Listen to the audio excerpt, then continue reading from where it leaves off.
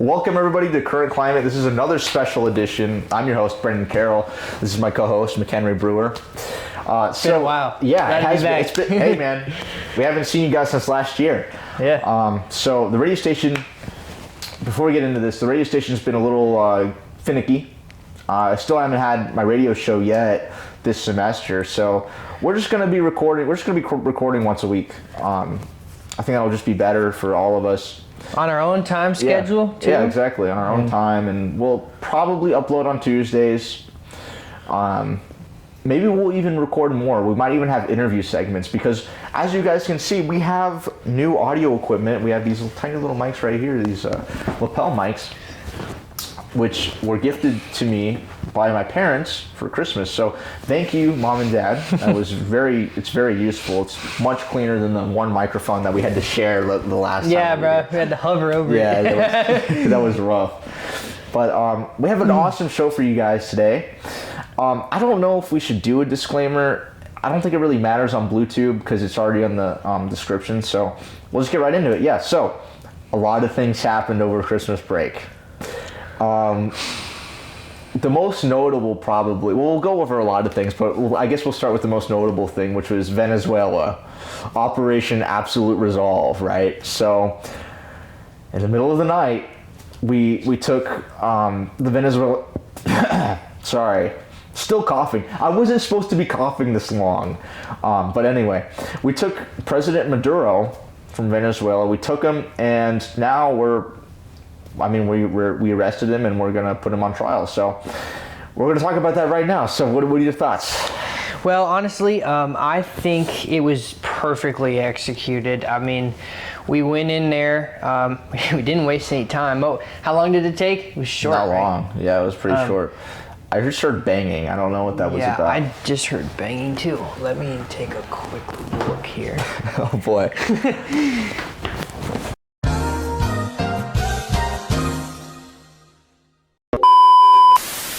Alright.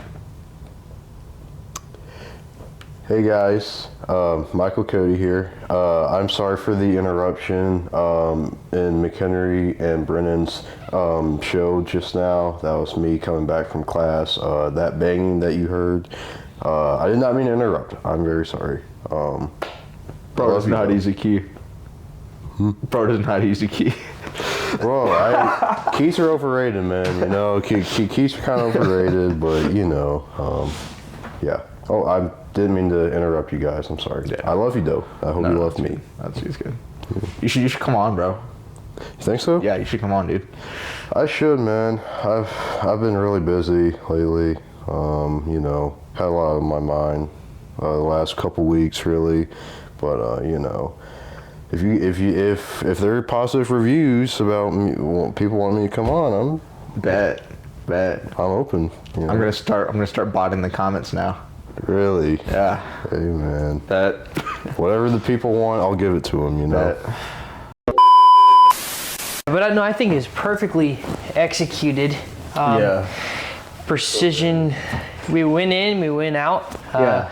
We got the dictator out of there. And hoping for a better, more fair, less socialist, more democratic kind of country going forward. And also, yes, it was run by a terrible dictator. We might also get some benefits from their oil. Oil. So it was killing two birds with one stone. Yeah. I mean, personally, I find myself to be less of a what would you call it? An isolationist, I suppose, a non-interventionist, because I am more in favor of this sort of thing. Like, I believe in the Monroe Doctrine. You know, I do think we should have control over the Western Hemisphere.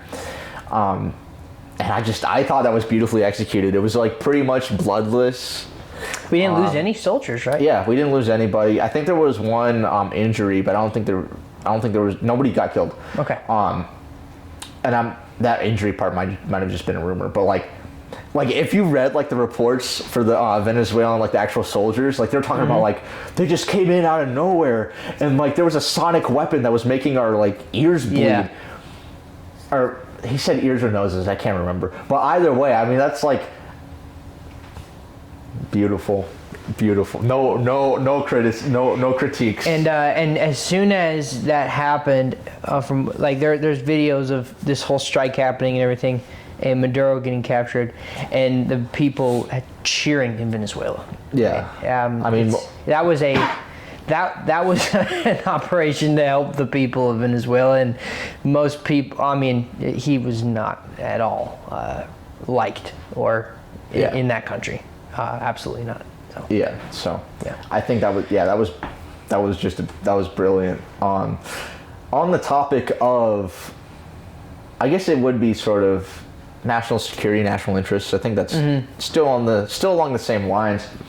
I wanted to talk about also another big thing that happened over break, and that was the exposing of fraud in Minnesota. Quality Learning Center. Oh yeah, I love the Nick Shirley video where, hey, can I send my son Joey here? I need to send my son Joey to daycare, and then nobody answers, and some like random person opens the door, and they're like, what? Like, it's ice. Like nobody, like, you know, it's ridiculous that what's happening. In that front, I must say I'm a little disappointed because like it's just a lot of tweeting and not a lot of doing. You know what I mean? Like I remember seeing like an article where the vice president said like we should give this kid Nick Shirley a medal. It's like, dude, you're the vice president. Like do something about it. You know? Like there's fraud. The fraud has been exposed. Now you guys can kind of come in. That's something that's something that does frustrate me a little bit, was that like Venezuela was perfect, like that kind of thing. We need more of that. We need more, in my opinion, we need a strong executive. You know what I mean? We need someone who isn't going to fold to like, you know, National Guard in all the major cities, right? Yeah. He pulled out. I know, I saw that. Which was a little disappointing. And I wish he kind of stuck through it, like he's doing with the Maduro thing, because it's like, look at the like people love that, you know? Yep. But yeah, anyway, Somalia and fraud, that was insane. It was, and you know, a lot of it goes back to the governor. It does. Billions, dude. I know. Billions. I mean, and you know, this is kind of goes hand in hand. Recently, Tim Walz dropped out of the election. He's no longer running for a third term. I don't think he would have won. I would sure hope not. After that, I would sure hope not. But no, I mean, he's out of the race. I personally think he should also resign as governor of Minnesota, and a lot of people are pushing for him to resign as governor too. I don't know if that's going to happen or not, but he should. I mean, it goes. You know, he oversaw and enabled these schemes. Yeah. That's what they were, schemes. Oh yeah. These schemes to happen. Yeah. And what's crazy about like you have people like, you know, using food stamps for funding like restaurants and things like that, and like their own little projects, and you have like what's unique about like with the Somalian fraud is that like some of these people are polygamists. They have multiple wives, but they can only register one wife under food stamps, EBT, and things like that. So they have all of these single women that also file for the same thing. They get more benefits, and they kind of feed it back into the one big family. So it's a lot. Like they can accumulate a lot. Really? Yeah, it's crazy, dude. Like roughly 75% of the Somalian immigrants in the country, like throughout the entire United States, around 75% of them receive food stamps and or some form of welfare. Yeah. So it is problematic. It's crazy. I really wish, like, I know we were talking about. That was another thing. Because now that I was thinking about ICE, because I was thinking about like I really wish we had more deportations. Like I wish we had more action. But with that. I forgot that Trump removed temporary protected status for the Somalian immigrants. Yeah. Fantastic. Yeah. That was fantastic. So, you know, once that comes fully into effect, I think we're going to see, we should be seeing improvements. Yeah. What else do I want to talk about? Oh, yeah, we have like a ton more governor races. Backing up a little bit to like at the end of the year, a horrible, just devastating attack in Australia. Ton of people. I forgot about that. 2 guys showed up on a beach in Sydney, Australia, during the first day of Hanukkah and just got 2 guns out and shot, I think almost 20, high teens or low 20s, like 20, just shot dead 20 Jewish people on the beach. That is, and unfortunately, like that, I heard of the other day, maybe 2 or 3 days ago, a synagogue in Mississippi was burned down, like a big synagogue in Mississippi. Really? There's a lot of crazy stuff going on with Jew hatred right now. So it's that's the big thing that happened. But I just wanted to cover that because I know that was we didn't get to talk about any of that because I think our last show was before we even left for the holidays. Yeah, it was. But that was devastating though. Yeah, that's highly unfortunate. Yeah. I don't know how that, and that does get, and that really didn't get a lot of coverage either. That wasn't a lot of. Yeah. I mean, like when it first happened, yeah, and then maybe a couple of days afterward, but like it kind of got overshadowed by like everything else. So. And there was another bad incident around the same time, like early in the Hanukkah stuff. There was a big attack, or there was. I actually don't know the specifics, but there's something that went down at Brown University, where. Yes, you're right. What yes, happened I remember with that? Yeah. It was a random guy. Oh, I mean, it was a student, but he shot. Sorry, I don't mean to cough. He shot a professor, and 2. I cannot remember for the life of me. I wish I could. I wish I could remember. But he shot a teacher. He shot. He was a Jewish student. professor, maybe. I don't remember. Well, I mean, I think one of them was Jewish, but I can't remember. But he was just, to me, I don't know what his intention was because it did feel a little random. Yeah. Because like, there's like one was I know part of the big deal was that one was like the leader of the college Republican club or something like that. Yeah. And then professor, and I cannot for the life of me remember what else. I wish I could. I should have really. I forgot that happened. Yeah. No. I mean, it is just like it's a crazy. I feel like recently, in the past few years, or at least like the past 2 years, there's just been a lot of very violent acts against Jewish people, and it's got to stop. It really does. It's just bad. But I wanted to just cover that because I know that happened, and we didn't get to talk about it. So and then shortly after that, once basically right after New Year's, that's when the Maduro. Maduro. What a way to start the new year, man. That was beautiful. Happy New Year. All right, let's go capture a dictator. Yeah. By the way, I thought it was great. I think I was perfectly executed. We needed to get him out of there. Venezuela couldn't handle much more of it. Yeah. Really couldn't. I mean, that is such a sad story. There are so many people that have moved from the Venezuela. If they could get out, but like, people were lucky to get out of there because they made it harder eventually to get out of there. So it was just great success that he did that. Yeah. And no one got hurt on our side, or no one died, I should say. Yeah. And it was in and out. It was very. If we can do more of that, like just precision, just in and out, real quick. That was like get the job done. No messing around. Just boom. Yeah. Like that. I think that there's something to be said for that. Not the whole Middle East. Send a bunch of troops there and just. And just like Yeah, that was awful. Yeah, that was awful.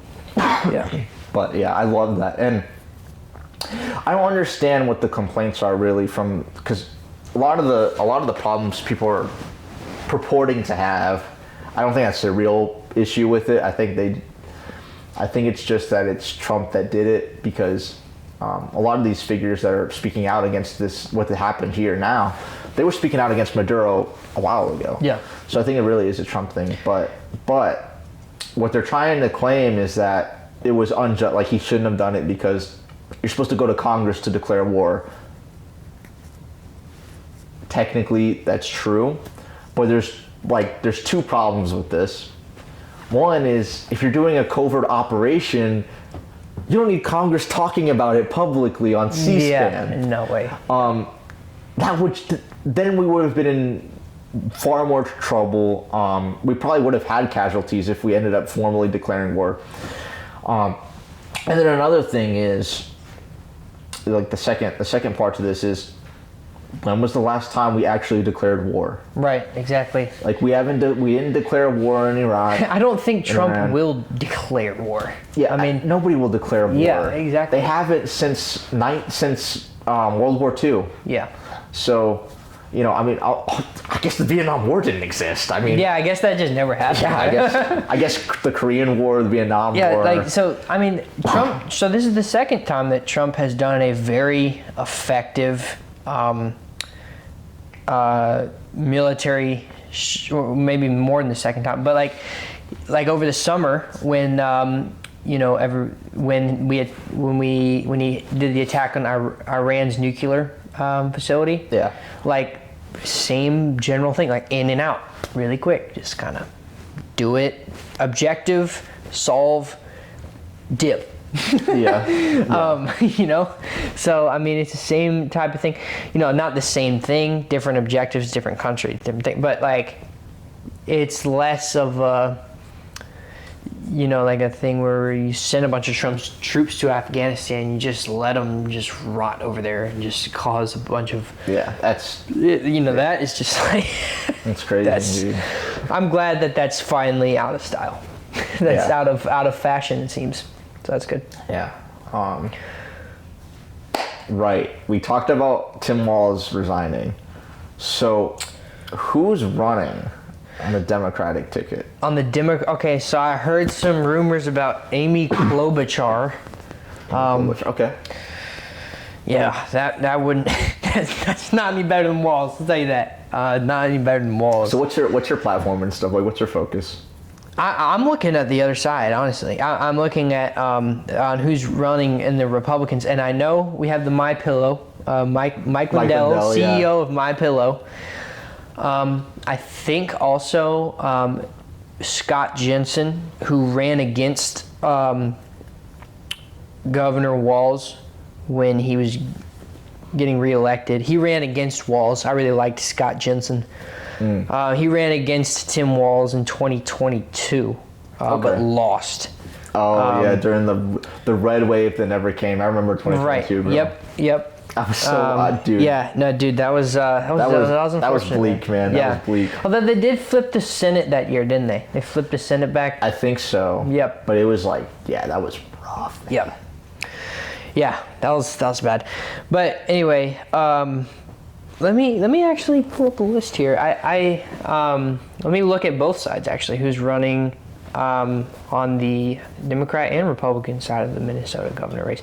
I honestly arguably, I think that is the most. That's going to be the most watched governor race in the country. I think. I mean, honestly, because you got a lot of governor races that are happening next year, or this year, I should say. But most of them are kind of in states where you kind of already know what's going to happen. I disagree. Not completely, because I think Minnesota's like really big. Yeah. I think. Oh, people you have are Ohio, right? Ohio. Yes. I think Ohio's. Ohio and Minnesota are. Yeah. I would say the two biggest. Yeah. Ohio. You know more about that, but that's a big one too. Yeah. It is crazy. While you're talking about Ohio, let me look and see what the Minnesota governor candidates are. All right, bet. So Ohio. It's not the general election that's really important. It's the primary. So Vivek Ramaswamy, he's actually not winning by a lot in approval polls and stuff like that. Most of the time, he's actually trailing behind the Democrat candidate. which is crazy because Trump won Ohio by, I want to say 11 points in the 24 election. But there's another guy that's running against Vivek. His name is Casey Push. He's literally a car YouTuber, okay? Casey, yeah, this is the guy who's like really pro like affordability and stuff, right? Yeah. Yeah. Pro affordability and just like and immigration restrictions and stuff like that, H-1B visas, which is a huge attack with Vivek because Vivek Ramaswamy is very pro H-1B. Okay. And so Casey Push is pushing for this, pun not intended, but Casey Push is really doing this thing where he's driving home the message, America first, right? So he's like, you shouldn't have to compete with H-1B visa holders.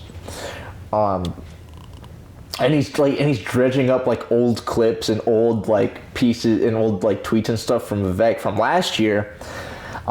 They call this the Christmas crash out. This is what they call this. Okay. So last year, well, technically 2 years ago, if you want to be right, 2024. Vivek Ramaswamy and Elon Musk,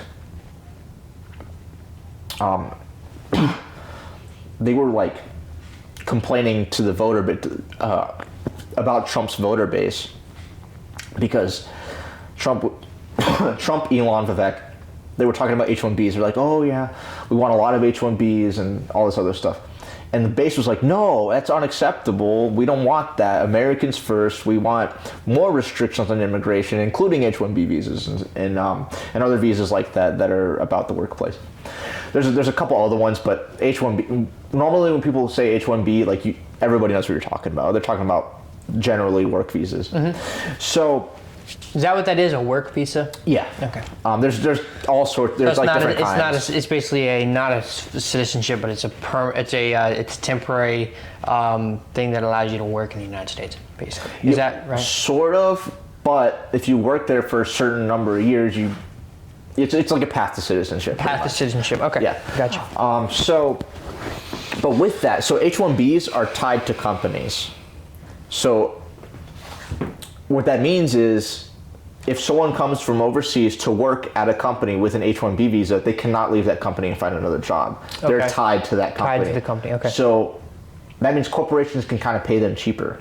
Because they yes. kind of control them. Yeah, pretty much, yeah. So, and that's why Vivek's like a business guy. He's an entrepreneur.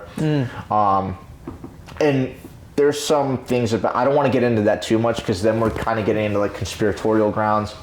And I'm not saying like none of it's true. It's just I don't have the receipts on me, so I don't feel comfortable like talking about that sort of thing. Yep. I'll put it this way though, there has been accusations of like fraudulent activities with this business. That Casey Push did talk about as well, but I think Casey's getting a lot of traction. And I think he might, if Casey doesn't win, he's probably, what's going to happen is, I think he's going to serve as a spoiler to Vivek. So he's going to take some of Vivek's votes away.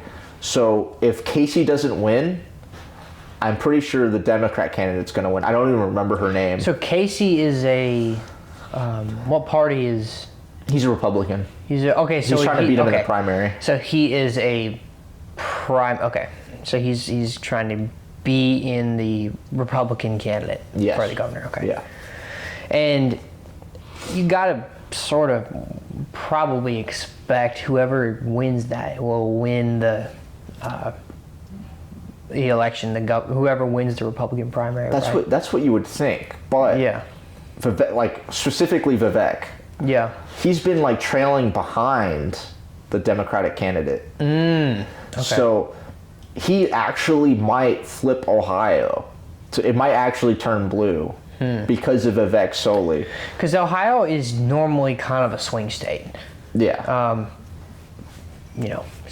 Competing over suburban voters in Cleveland and Columbus and Cincinnati and places like that. So. Yeah. Bless you. Bless you.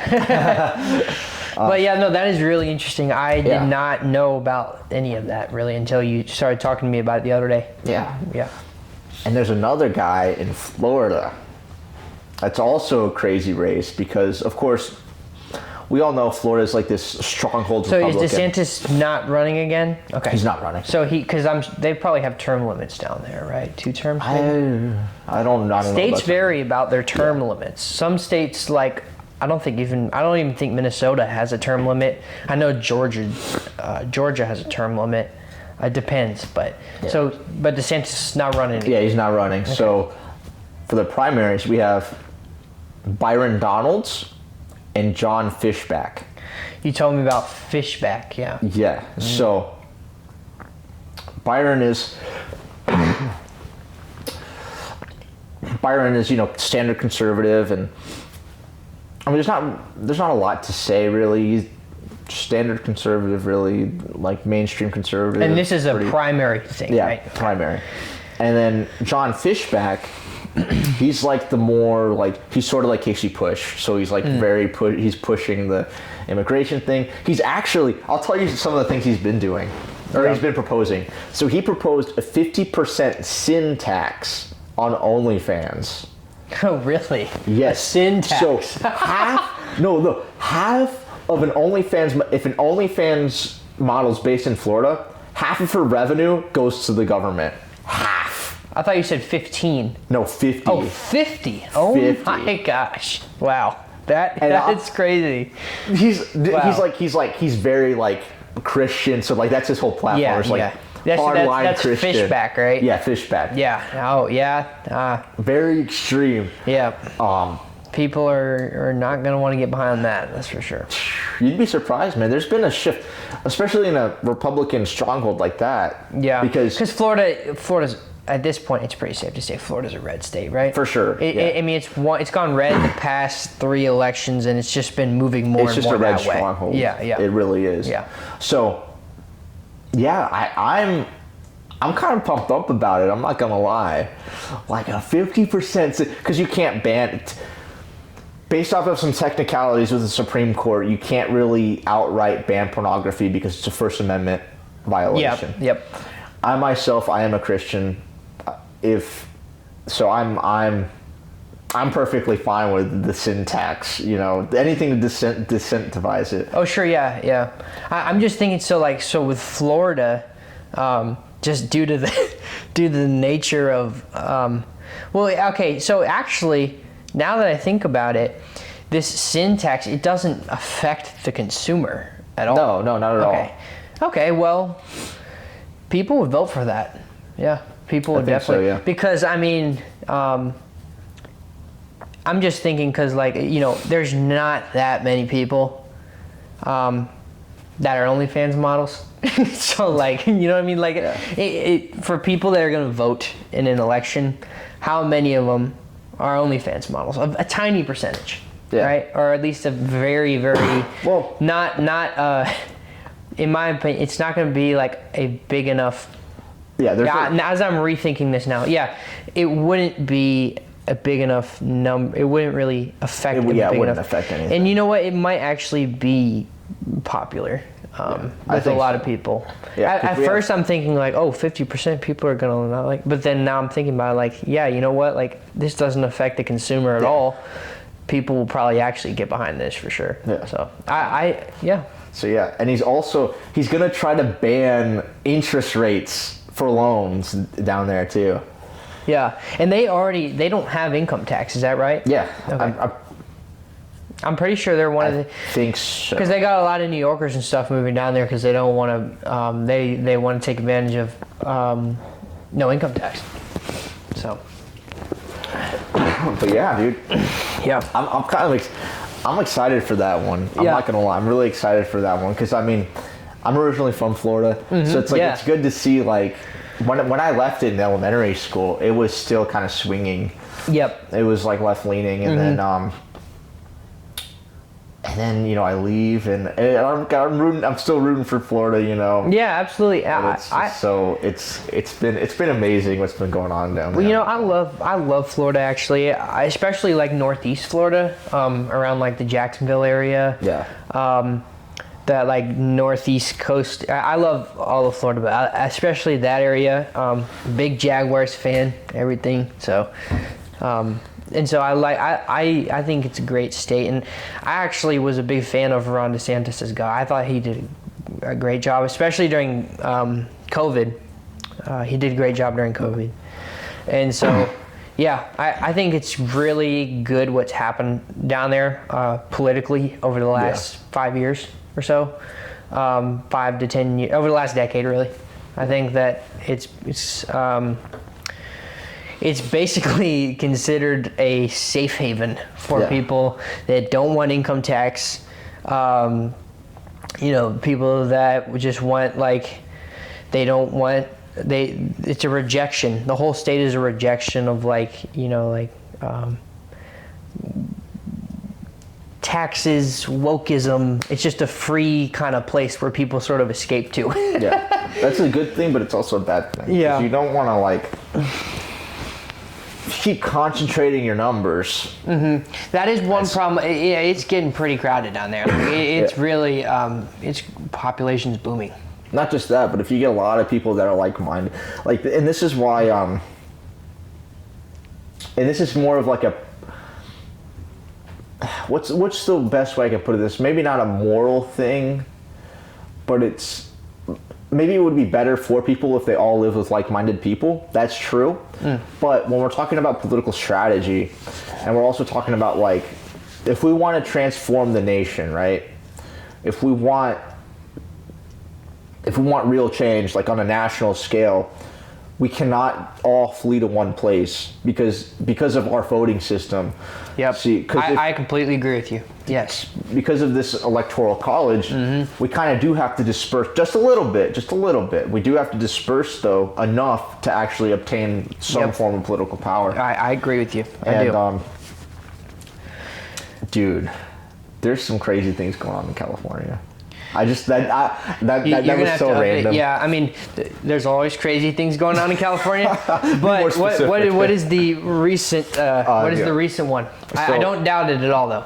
But yes, one more thing, just to add on what you said. I agree with you, though. I mean, if everyone moves to Florida, we live in a blue country. Yeah, pretty much. Right, yeah. But that's obviously not going to happen. But for all you conservatives out there, why don't you move to Minnesota or Ohio or Wisconsin or Michigan or Pennsylvania or any of these kind of swing states that determine every single election that we have every time. So anyway, what's going on in California? Okay, all right. So yeah, I'm sorry, I didn't mean to sidestep there, but I just it came to my mind instantly. Because we were talking about the dispersion of people and stuff, and I just started thinking about there are some. Do you know the trend in South Carolina where it's people that are identifying themselves as Republican? They're putting it in their they're registering as Republican, but they're not, and they're Democrat. I'm not familiar. I'm a Georgia voter, so right. I don't know. So South Carolina, at its face, is a very red state. But the problem is we have open primaries. What are open primaries? So open primaries are when that means that as a registered Democrat, you can vote in the Republican primaries. As a registered Republican, you can vote for Democrat primaries. You can do either one, which means that I could vote for the weakest candidate of that party, or the one that's most aligned to my goals. And have them win. So basically what you're saying is you can vote in both primaries. Yeah, is that what you're saying basically? You can vote in either of them. What I didn't even know about, so what is a registered, so say you're a registered Democrat. Yes. Could you vote in the Democrat primary and then after the primaries turn around and vote for a Republican? No, yeah. For the general election, So it's just relevant to the primaries. Yeah. And how would you register as a one or the other? I don't understand. So you just you have to once you get voting registration, you can select your party and stuff. Okay. It doesn't really matter in South Carolina because, like I said, like registrations really in this state, it's more important for like as the candidate, everybody wants to know what party you're in. That's really what it's for in South Carolina. For the voter, it doesn't really mean anything in South Carolina, but in other states where there's closed primaries, putting your party registration is very important because it shows which primaries you can actually vote on and which you can't. Okay. So I think Florida has closed primaries. So in Florida, in order to vote in a Republican primary, you have to register as a Republican. Okay. And you cannot vote for a Democrat primary. Okay. I think, I don't know how it is in Georgia. I should know, but Yeah. But, yeah, so what's been going on recently, well, I guess it's always been going on pretty much. What happens is, since it's a majority red state, what a lot of more left-leaning people do is that they, in order to appeal to moderate Republicans as well as Democrats, because they feel like the only way to win is through Democrat votes, they'll vote.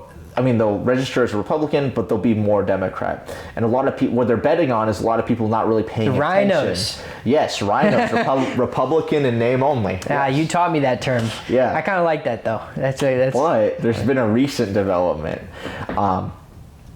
So in California, there's this dinos. literally, yes, Dinos. dinos, dude, dinos. Yeah. Democrats in name only. There's this one guy. His name is Kyle Langford. Far right guy. But he's running as running as a Democrat. Kyle Langford, you said? Kyle Langford, yes. He's like, he said like Nazis are cool. He's like, whoa, yeah, oh boy. crazy. Crazy so he's stuff. I think it was, to his defense, I think he was kind of trolling.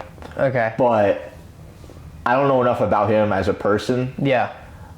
But just the phenomenon of this, like, he's like posting edits of like Gavin Newsom, and like he's like glazing Gavin Newsom, and it's it's insane.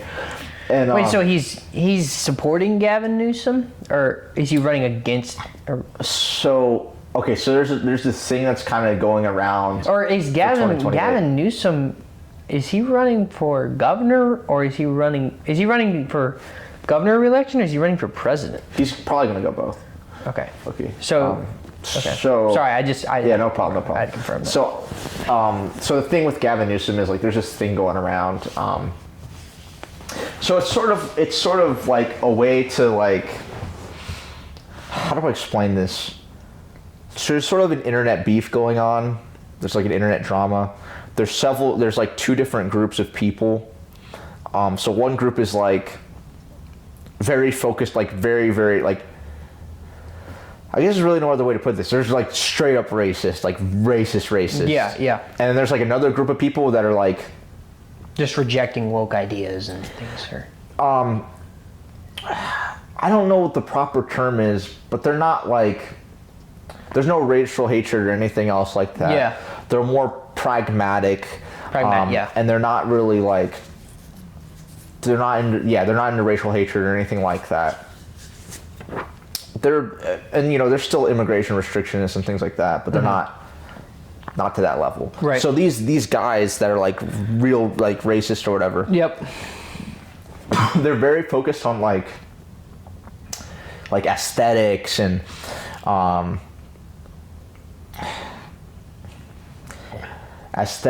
physiognomy and stuff like that. They're very like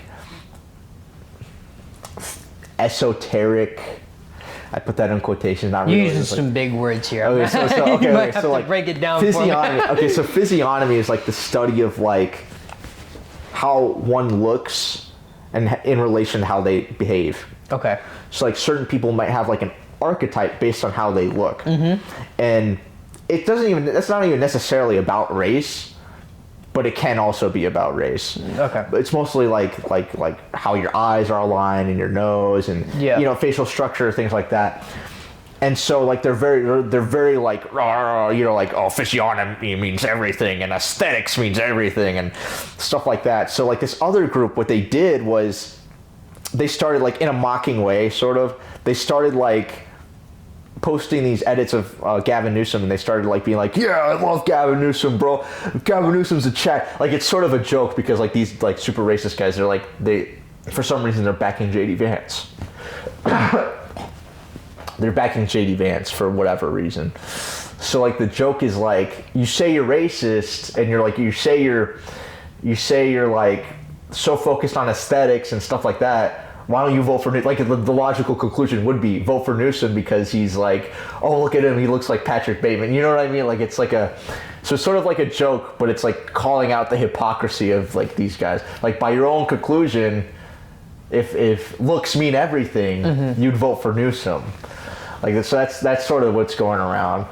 And so so Kyle Langford's kind of part of that. He's like, oh look, you know, like it's yeah. It's not meant to be taken so seriously. It's sort of like whatever. Is there a governor election coming up this year, or is it a different time? I think it's this year. Yeah. I'm not sure how. So, yeah, Dino, the world's first Dino, bro. Dino, wow, that is a. Hey, you know, I mean, if you know that your state is only gonna vote one way, get in that way. Because I mean, yeah. You know, like I guess I see why people do it. You know, I mean, South Carolina is not going blue anytime soon. I can tell you that. That's true. That's true. If you want to be governor, don't run as blue. I guess. I guess that's the way people see it. Yeah. You know, but I don't know. I mean, yeah, that's. And vice versa, right? Like, you know, California. Let's be honest, not going to go red anytime soon. Yeah. So, dinos. Dinos, bro. Dinos and rhinos, bro. Yeah. But, let's see. So, we got governor races. Yep. Yeah, midterms in general are just going to be important because it's going to be very hard for Trump to do what he wants to do if he it sounds crazy, but like if he doesn't have full control, he's just not gonna be able to, because he has very his opposition right now is not in control by any means. Yeah. But they are relentless and they're stubborn. So like it's hard if you let them even get just a little bit of power, it's gonna be harder. Yeah, I just wish he would. Truthfully, like, I mean, I get that. I just feel like there's a lot more he could do, and I guess you're worried about optics, but for me, it's like he's not going to have a third term, so like just go all out, do what you can, you know. Well, yeah, and so I mean, you're right. He's not going to have a third term, but. I'm sort of thinking like, you know, for going forward past Trump. Yeah. I believe that we would do better. My opinion, I believe that we would do better if we have a Republican president. At least that's what I believe right now. I think we would do better under a Republican at this moment in history than a Democrat. And I also think that we would do better right now under like a Republican Senate, House, and everything. But like it's not going to be Trump because he can't run again. Yeah. But I do think it's, you know, we got to think a little bit ahead because like, you know, you don't want Trump to end his term and then, you know, a Democrat get elected. Oh yeah, that's true. Yeah. I do agree with you completely. Because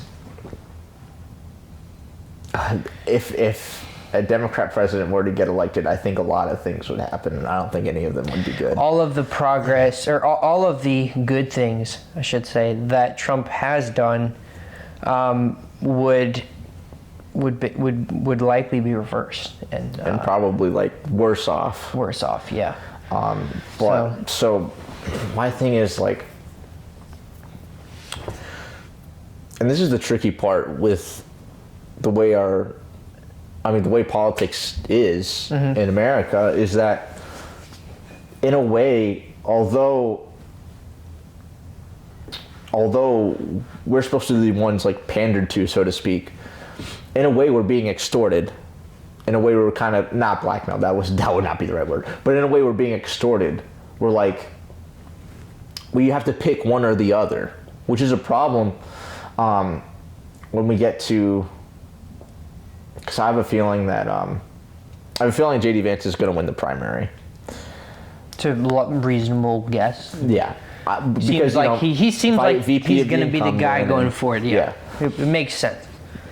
So my thing is always like, the voters need to have a voice, and I feel like after 2016, generally speaking, there just hasn't been as much of that. I'm not saying it went away completely, because I mean, I think Trump has been listening a little bit, you know.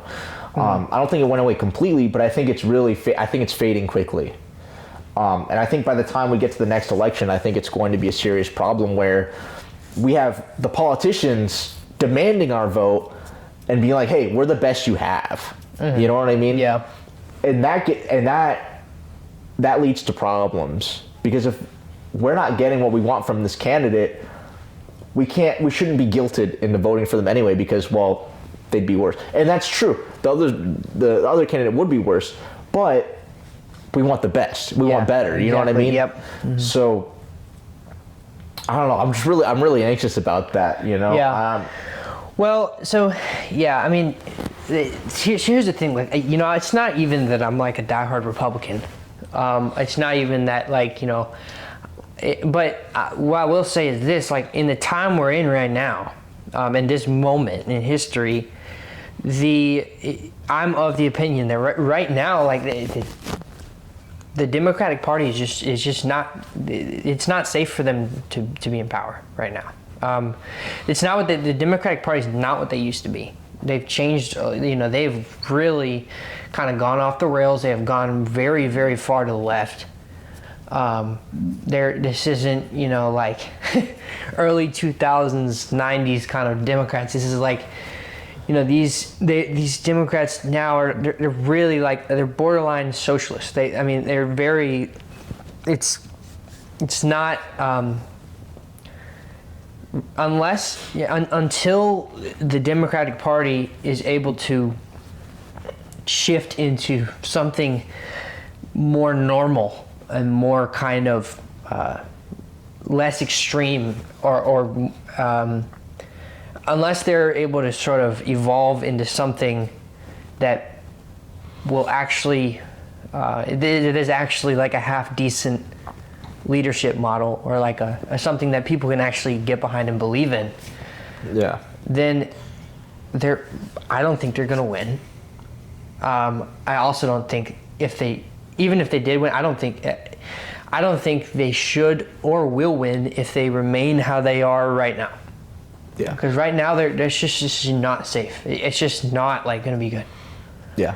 But I don't want it to be like that. I don't want it to be that we have one party, the Republican Party, that is, you know, it's not perfect, but it is good enough, and it's the party that's better. It's good enough to be in charge and to lead the country, and it's, you know, and then you have one party that's just like respectable, and the other party, because it's a two-party system in this country, the other party is just a complete disaster. I don't want it to be like that. I want it to be two, you know, parties that no matter which party wins, it wouldn't be the end of the world. Yeah. You know, that's how we need to be. Like, so it does, you know, like, yes, you know, it seems great right now. Oh yeah, Republicans, they're going to win, and it's going to be Republicans for years. But at the same time, like, you want the Democratic Party to get better. I mean, you don't want it to just be Republicans or disaster. Yeah. You want there to be another half decent alternative option. Yeah. Especially as the Republican Party is slowly breaking down, because and they don't have an identity without Trump anymore. And like you've said before, it's gotten to a point recently where the Republican Party so many different little segments of the Republican Party. Yeah. You know, you have the kind of what is currently the establishment party, which is like kind of the Trump MAGA, like Trump and Vance and Marco Rubio and people like that. But they're kind of, you know, in charge right now. Yeah. And then you have the old school kind of Republican Party that's like the George Bush kind of neocon people that are all in on Ukraine and stuff. And then you have this new kind of really far right kind of like isolationist kind of like Tucker Carlson type of group. Yeah. So even within that, even within that group, it's like split. It's split. So I mean, you just got Republicans that the Republican Party doesn't even really mean much anymore. I mean, there's a lot of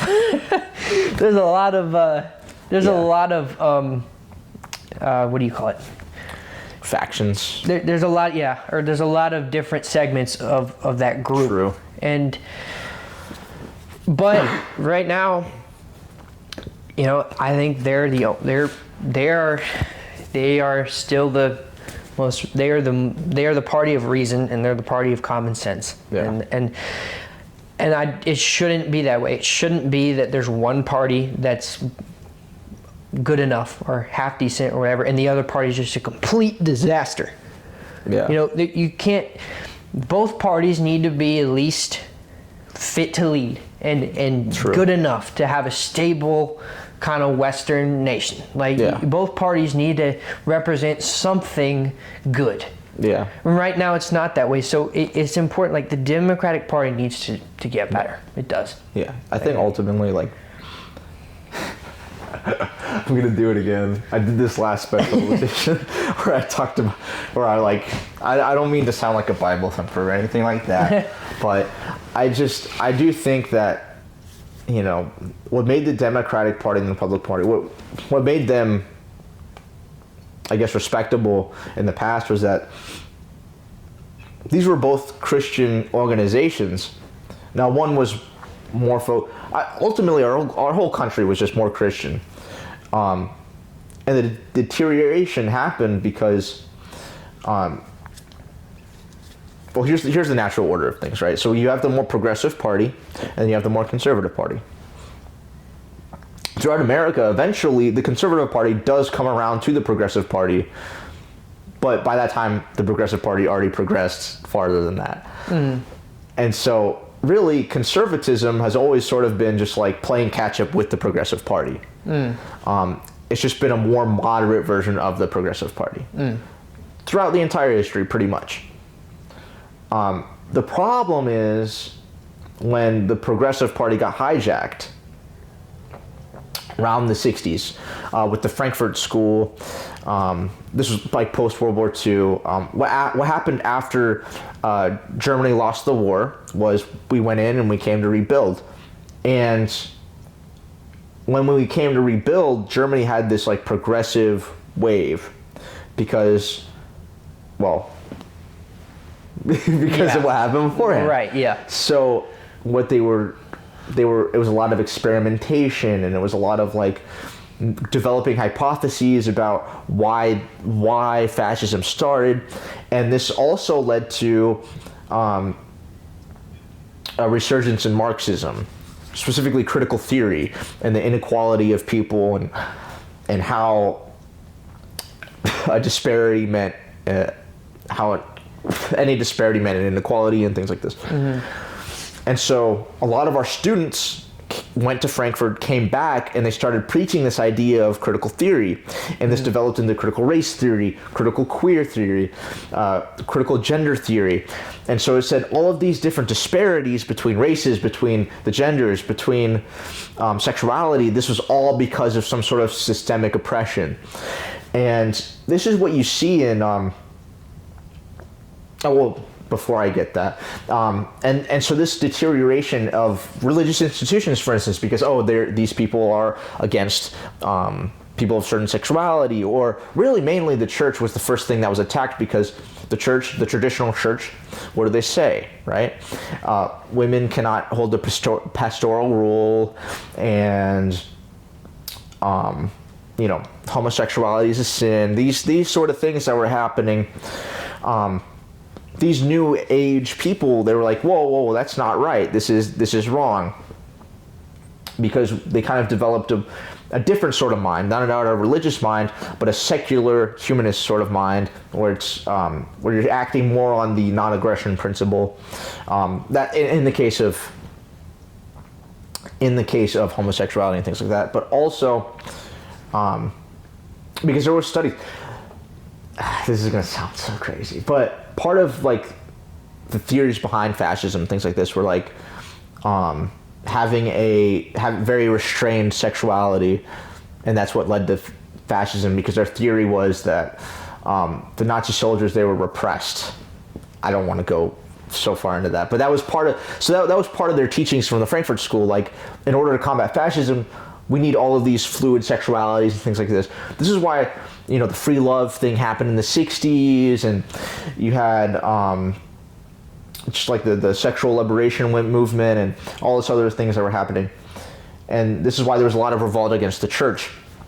And so, as the conservative movement does, as we progress, first staunchly against it. As time went on, these what I like to say is the revolution continued and went further. So all of the older progressives, they went into the conservative side. And so they became the new conservative movement. Yeah. And so conservatism sort of serves as a validation of progressive ideals. It's the final step toward validity for progressive ideals. Because once these more liberal people, they get older, they become the conservative view. This is what has always happened. And I've seen it. I know people. I won't say anybody's name or anything, but I know plenty of people that are older than me or from a different generation. Yeah. And voted Democrat all through the 80s, all through the 90s. Yeah. Even like early 2000s. But the last 10 years, yeah, nothing but voting Republican, Yeah. And it's like, and just exactly what you're saying. It's like, it's really kind of changed because like, maybe it's like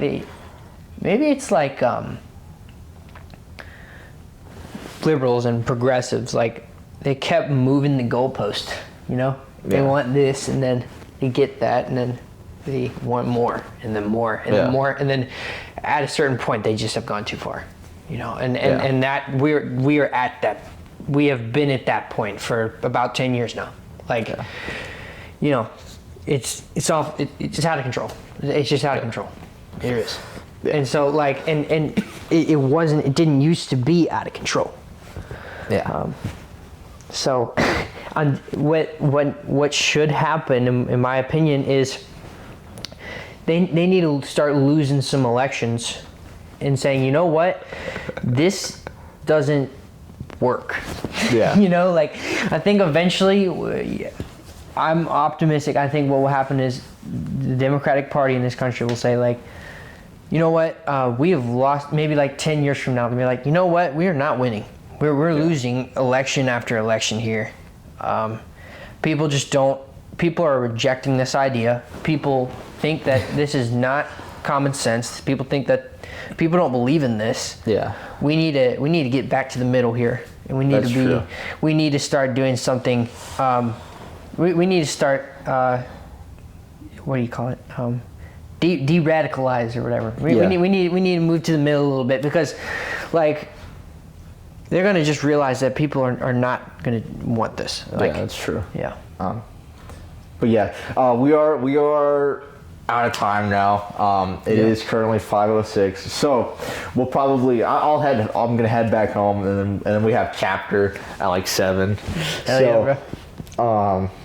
We'll see you guys. This is the first show of the new year, right? Yeah. Happy New Year, everybody. So, yeah. Happy New Year, guys. See ya.